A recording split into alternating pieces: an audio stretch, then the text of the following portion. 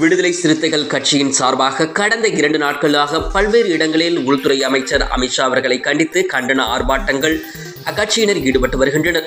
செங்கல்பட்டு மாவட்டம் மதுராந்தகம் விடுதலை சிறுத்தைகள் கட்சியின் சார்பாக பாஜக பாராளுமன்ற உறுப்பினரும் உள்துறை அமைச்சருமான அமித்ஷா அவர்கள் பாராளுமன்ற குளிர்கால கூட்டத்தொடரின் போது டாக்டர் அம்பேத்கர் குறித்து அவதூறான கருத்துக்களை தெரிவித்ததாக கூறி மதுராந்தகம் விடுதலை சிறுத்தைகள் கட்சி சார்பாக போராட்டத்தில் ஈடுபட்ட அக்கட்சியினர் அமித்ஷா அவர்களுக்கு எதிரான வாசகங்களை ஒலித்து போராட்டத்தில் ஈடுபட்டனர்.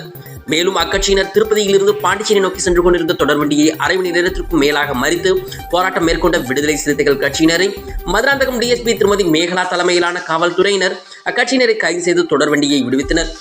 ANTV நியூஸ் செய்திகளுக்காக செங்கல்பட்டிலிருந்து நமது செய்தியாளர் திரு கபீர்.